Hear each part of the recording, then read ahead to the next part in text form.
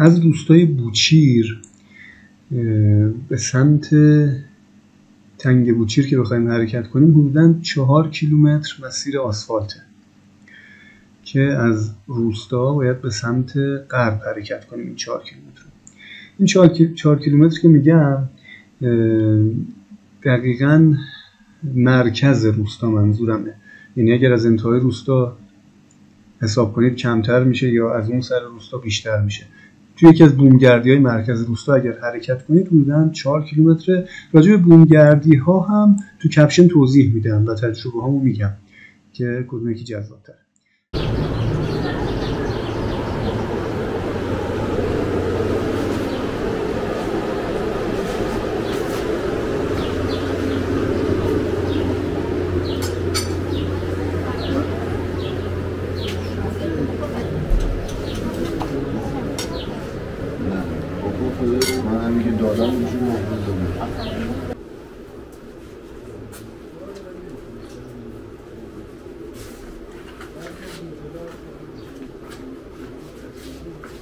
این چون بیرونه از این تحت فشار و اون حالت تخلیه بود، یه تیکه از پارچهش بتونه بخش پارچهش رو مثل گورتکس عمل میکنه، از این هوا خالی میشه دیگه، تحت ضربه ها و فشارها این آسیب نمیکنه. رو صورت نه، برای گردن مسوزه، برای تو نیسان تا صورت میکشیم بالا، ولی اینجا اینو بیاری بالا انگار که یه نفر جلد دهنتون گرفته، چون خیس میشه دیگه اصلا نمیشه. نمیدونم این ظاهراش هم شبیه هم این همین فیکه، ولی من امتحان کردم جواب ولی من سالم. داریم آماده میشیم بریم قسمت غیر فنی چله پایین. خب مهمترین چالشش ابتدای مسیره که 200 متر حدوداً باید شنا کنیم، عمق آبم زیاده. برای اینکه خورده این 200 متر رو بتونیم تداعی کنیم تقریبا 15-20 تا عرض استخر میشه. 200 متر مسافت کمی نیست، عمقش هم که زیاده، پس باید از لوازم ایمنی استفاده کنیم. حتما باید وتسوت استفاده کنیم و جلیقه. وتسوت میپوشیم برای اینکه سرمای آب رو بتونیم راحت تر تحمل کنیم و خود وتسوت یه خورده خاصیت شناوری داره، حالت شناوری داره، ما روی آب نگه میداره. مضافاً این که یک لایه ضخیمه که اگر مثلا دستمون، پامون در سر ضربه های معمولی، سر خوردن‌های کوچیک به در و دیوار دره بخوره آسیب نمیبینه و زخم نمیشه. جلیقه هم میپوشیم برای اینکه کامل شناور بشیم روی آب.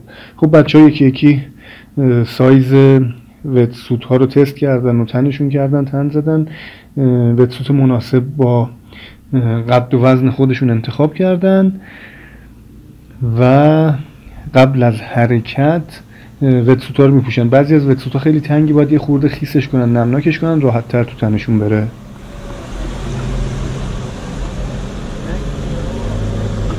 از اینجا وارد خاکی بوچیر میشیم که تا جایی که ماشین پارک میکنیم تقریبا 5 کیلومتر از کنار این سد و چشمه رد میشیم.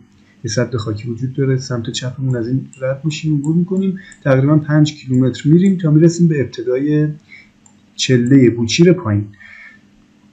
ببینید این جاده مشخص جاده خاکی و این ساختمونی که یک سرویس بهداشتیه که تقریبا همه کارشو کردن ولی قابلیت بهره برداری نداره، آب نداره، در پیکر نداره و غیره. فقط از سایش ما تونستیم استفاده کنیم و سطحی بودش که میشستیم برای استراحت.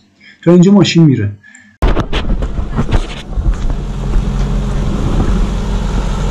فکر کنم پنچره.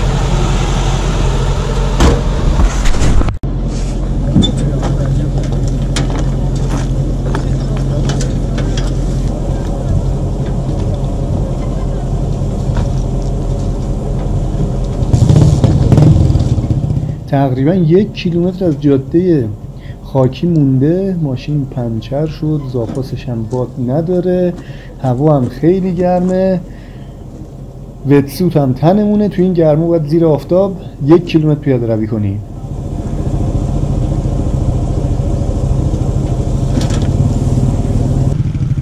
فعلا رفتیم زیر سایه درخت.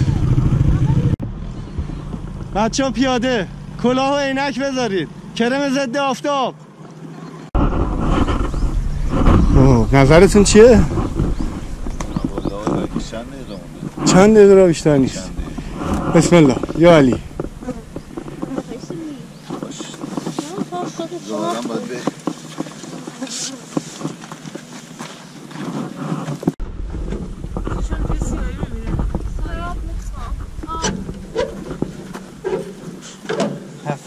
سلامت باشی.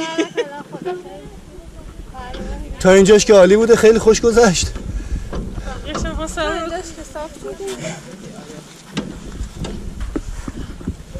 دعا کنید باد داشته باشه. بچه‌ها یه دوره از پهلوی سد، همونجا سدمانی بالا از اونجا پیاده می‌آوردن تا بالا، 1 ساعت پیاده روی. سطح آب داشت تو عید نوروز، راه ماشین نبوده، مجبور بودن اونجا پیاده روی.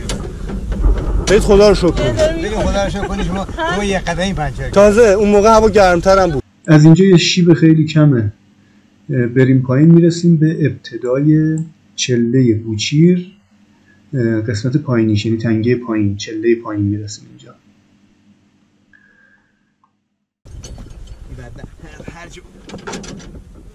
پس زور من زیاده؟ پس چرا فرو میرفت من فشار میدادم؟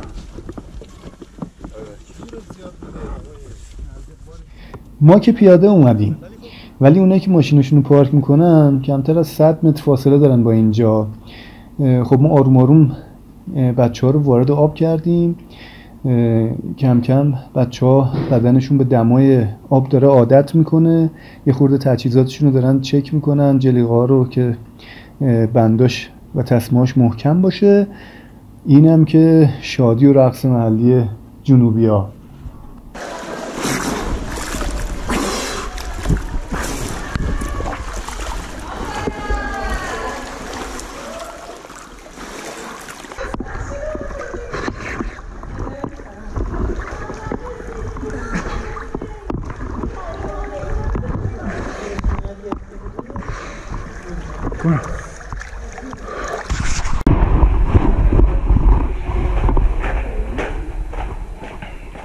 بعد از دریاچه توی چله پایین، بعد از تقریبا 200 متر شنا به این تنگه میرسیم.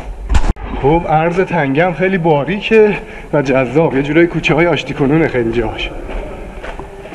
دیواره ها هم که براتون نگم. به به.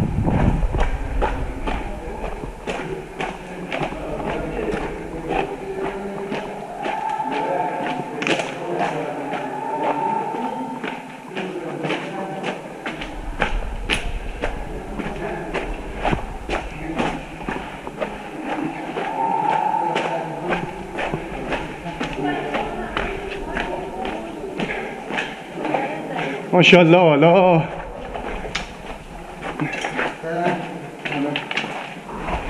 شمار قایق شده تا اینجا، الان شمار ماشین مگه نه؟ شمار موتوره.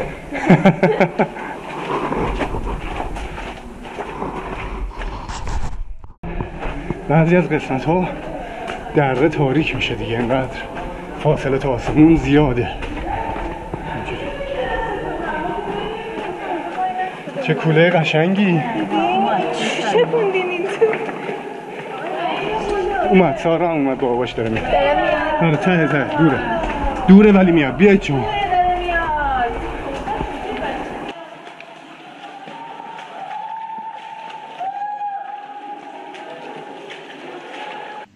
یه توضیح کلی من میدم. یه سری دره‌ها اینجا وجود داره که وارد اینها ما نمیشیم. این چله‌ای که معروف به چله پایینه از اینجا شروع میشه تا اینجا، همین خطی که میبینید میاد تا اینجا چله پایین تموم میشه و همین دره ادامه داره، دره‌ای پهن میشه و اینجا ابتدای چله بالاه. چله بالا هم از اینجا شروع میشه و اینجا تموم میشه. تقریبا طول چله بالا 800 متره، چله پایین 1 کیلومتره.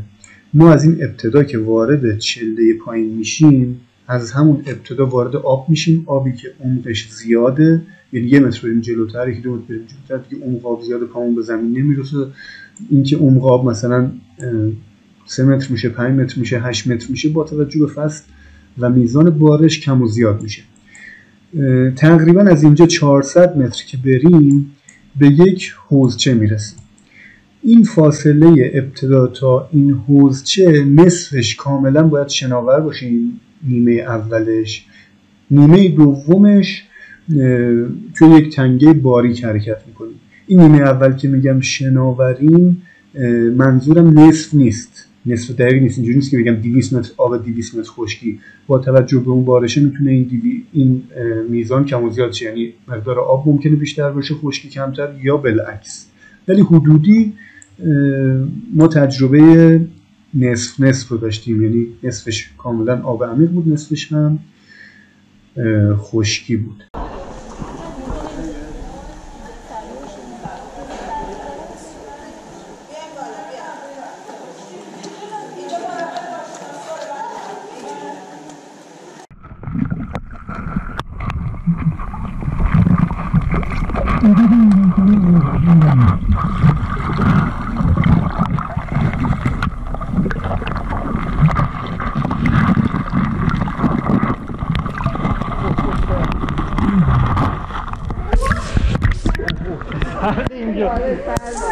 برو تو خوبه، برو. ایراد نداره همه.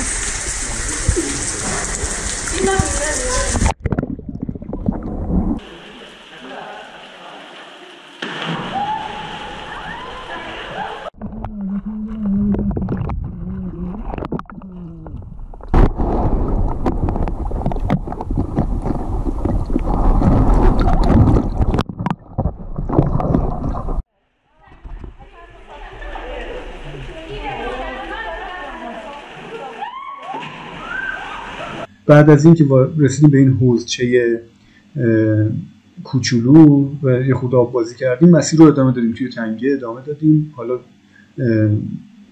زیبایی هاش و جلوه های بصریش متفاوت میشد، عمق دره کم و زیاد میشد، دیدمون با آسمون کم و زیاد میشد تا میرسیدیم به حوضچه بزرگتر. این حوضچه بزرگتر انتهای چله غیر فنی پایینه، یعنی اینجا دیگه از اینجا بعد دیگه به صورت غیر فنی ما نمیتونیم ادامه بدیم مسیر چله رو و از این قسمت به بعد که تقریبا میشه گفت نیمه چله است، قسمت فنی چله پایین محسوب میشه. چه خوشگله اینجا.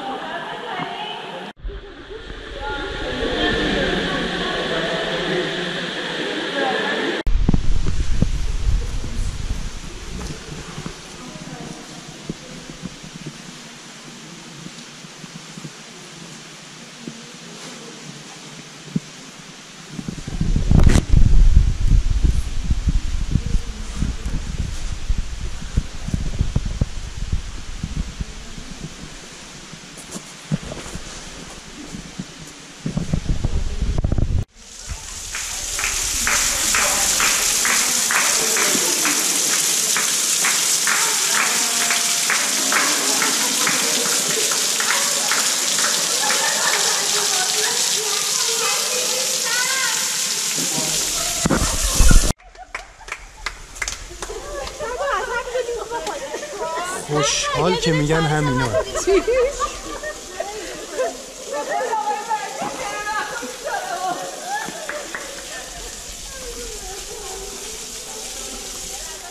اینجا حوضچه پایانی چله پایین غیر فنیه و انتهای فرودهای چله پایین فنی هم همینجاست. در حقیقت انتهای آخرین فرود همین کلاهک کوچیکه که آبشارشو دارید میبینید.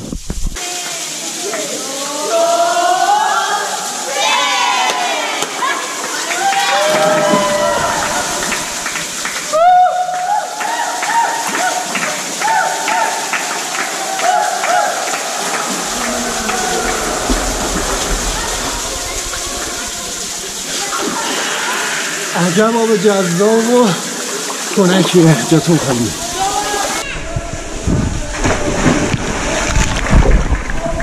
ماشاءالله اینجا دیگه عمق نداره. 3 2 1 2 1 بپر جلو.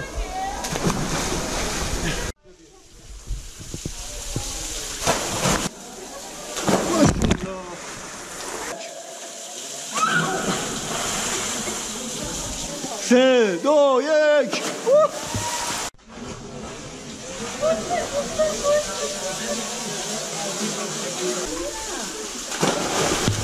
باریکلا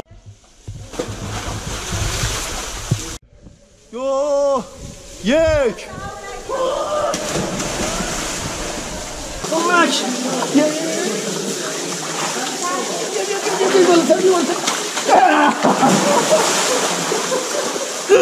بیا دوباره نشد بیا کمکت کنم بیا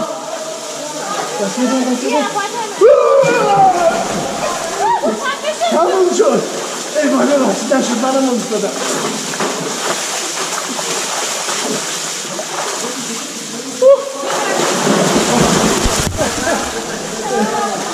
اینم کودک درونه ما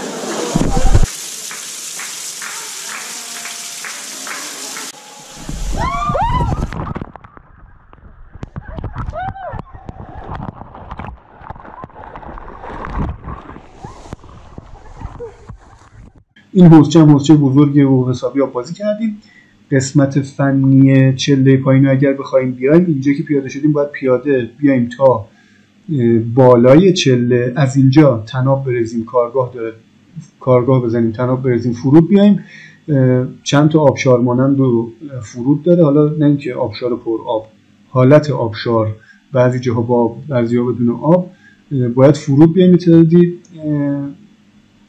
آبشار رو تا برسیم به اون حوضچه اصلی که خدمتتون گفتم انتهای چله غیر فنی، انتهای چله پایین غیر فنی.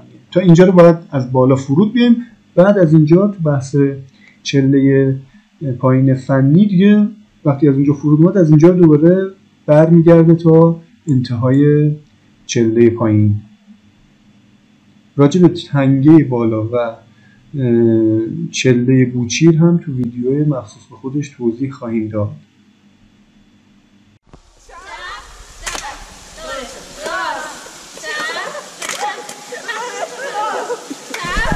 سر و پا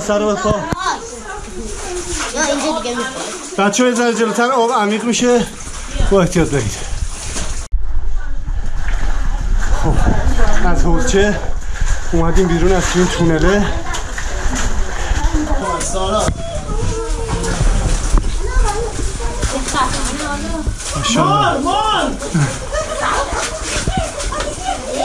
مار ماهی سمی نیست، بیا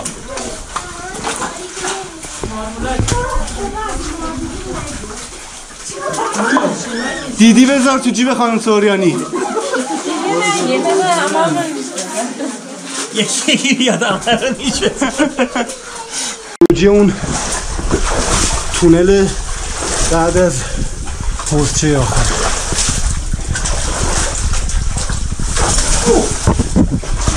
کوسه بود.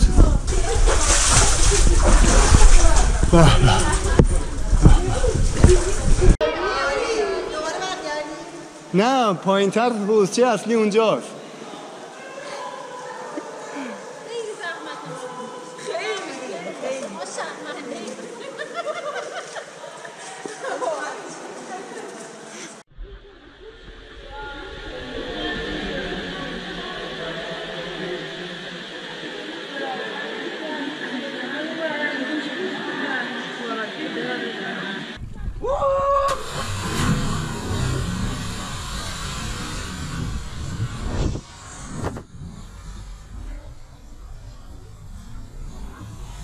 ماشاءالله.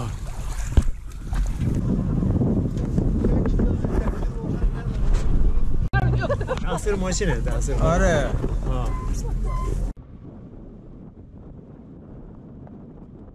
تو بوچیر چند تا راهنمای محلی هستن که 0 تا 100 کار رو انجام میدن. از اسکان گرفته تا غذا و نیسان و لوازم و تجهیزات و وتسوت، جلیقه، هارنس، طناب، همه چی به عهده میگیرن. خب من پیشنهاد میکنم که با اینا حتما سفر رو برید اجرا کنید و معمولا صبح تیمایی که اصلا خانواده با هم مچ میکنن و راهی میشن. مثلا ما 12 نفر بودیم با 2-3 تا خانواده و دوست و آشنا و تیم کوچیک، تقریبا یه گروه 20 نفره شدیم و برنامه رو شروع کردیم. میخوایم بشماریم ببینیم چند نفر بودیم. 2 3 4 5 6 8 9 10 11 12 13 14 15 16 17 18 19 20 نفر عقب، 3 نفر جلو، 23 تا ماشاءالله 23 نفر.